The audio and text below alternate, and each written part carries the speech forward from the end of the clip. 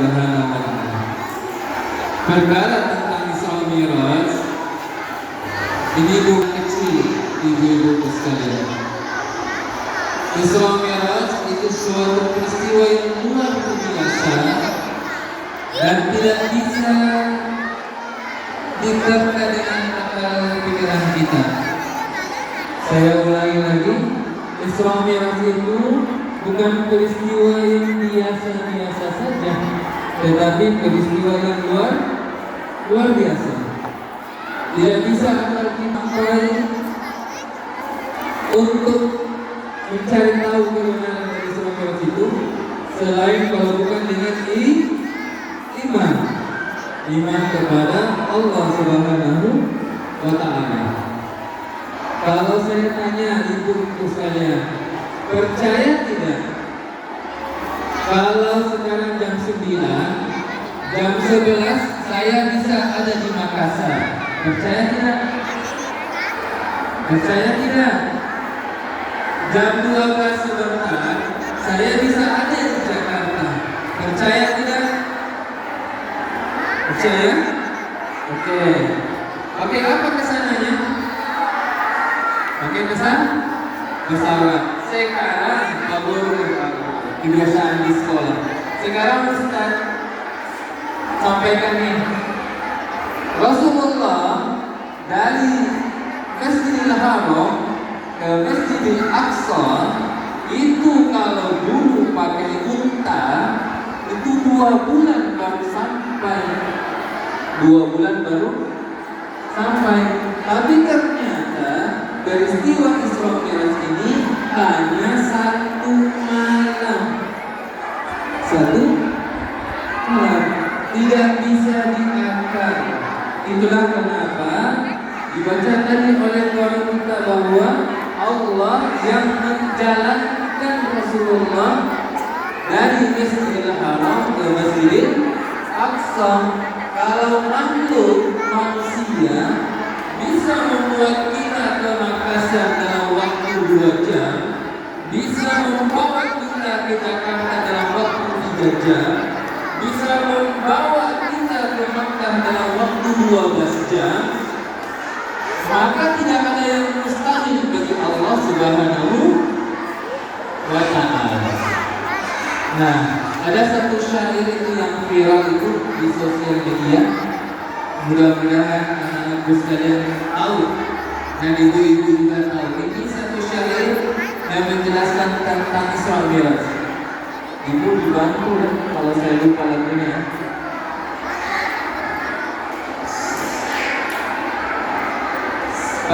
Suatu malam di bulan Rajab, Allah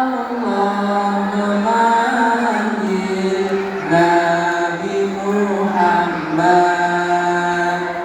untuk menerima wahyu sehari semalam 17 rakaat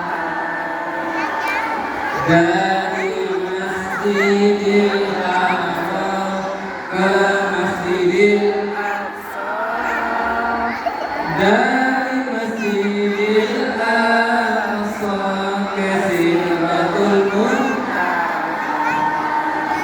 Subuh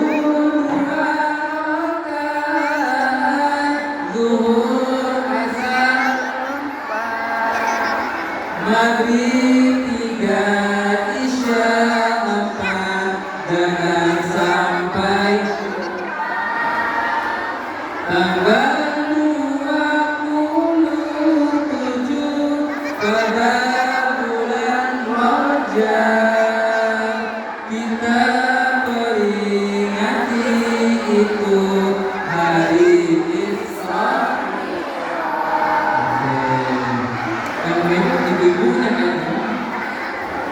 Oke, tanamkan ke anak-anak bahwa ilmu agama bisa ditularkan, diajarkan dengan musik atau lagu syar'i supaya anak-anak itu lebih semangat mempelajari mempelajari tentang agama Islam. Ibu-ibu serta anakku sekalian, insyaallah dengan Allah Subhanahu wa taala. Saya kembali ke Islam tadi. Jadi Nabi Muhammad SAW sebelum Isra Mi'raj itu ada sesuatu yang terjadi. Ada sesuatu yang terjadi. Jadi Nabi Muhammad SAW itu manusia biasa. Kenapa disebut manusia biasa? Karena juga merasa sedih. Kenapa merasa sedih? Bayangkan ibu-ibu sekalian, Rasulullah SAW ditinggal oleh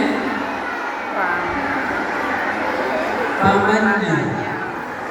Meninggal pamannya Abu Talib. Abu Talib meninggalkan Rasulullah SAW.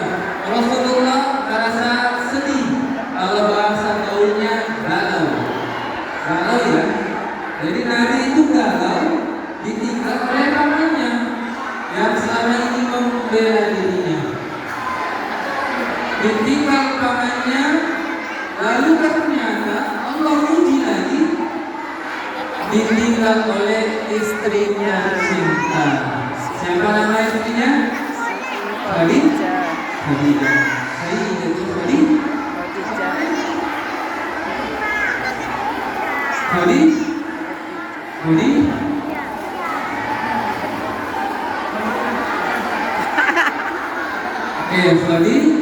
Khadijah ditinggal istrinya, merasa galau lagi. Aduh, saya sudah kehilangan pamanku, saya sudah kehilangan istriku, lalu saya harus kemana lagi? Galau Rasulullah SAW. Kemudian untuk menghilangkan rasa galau dari Rasulullah, dia pergi ke kota Taif. Mau mencari kawan di sana, mau mencari teman di sana. Siapa tahu ketika saya ke sana, Rasulullah mendapatkan teman yang baru yang di sana dari mana. Apa yang terjadi ibu sekalian? Ketika sampai ke sana, ternyata justru diusir. Bayangkan bagaimana perasaan Rasulullah SAW. Sudah ditinggal pamannya, sudah ditinggal istrinya, mau pergi mencari teman, justru diusir. Dan tidak hanya diusir ibu sekalian, justru dilempar dengan batu, bahkan kotoran unta. Ada yang mau seperti itu? Tidak ada yang mau seperti itu. Hanya Rasulullah SAW, sosok manusia yang kita jadikan suri tauladan.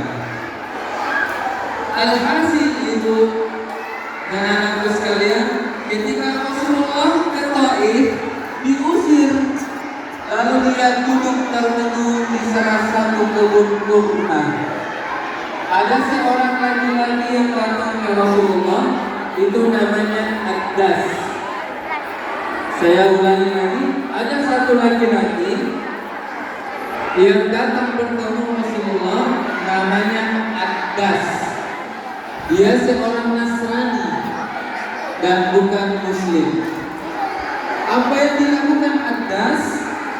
Dia pergi ke Rasulullah membawa buah kurma.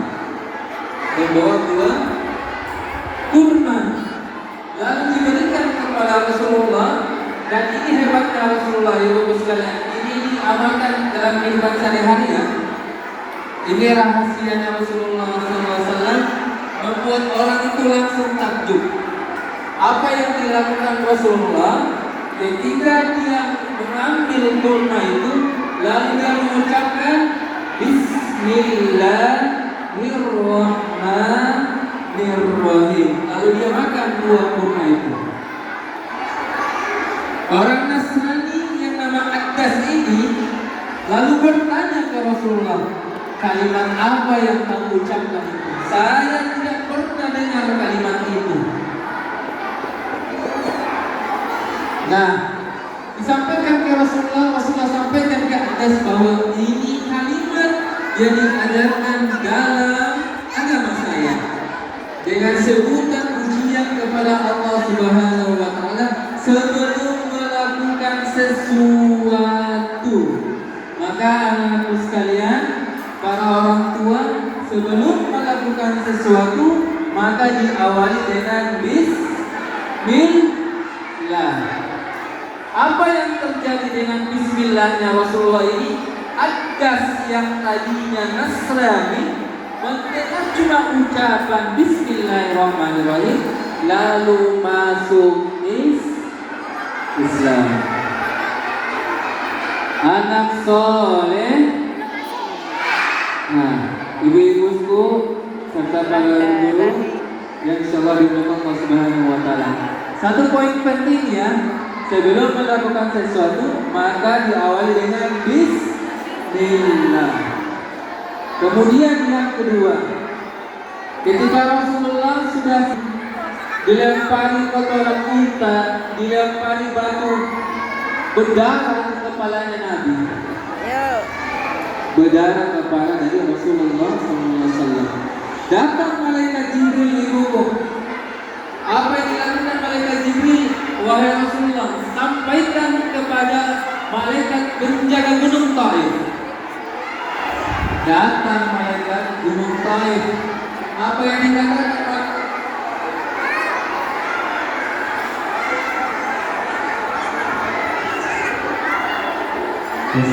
Apa yang dilakukan oleh malaikat gunung Taif?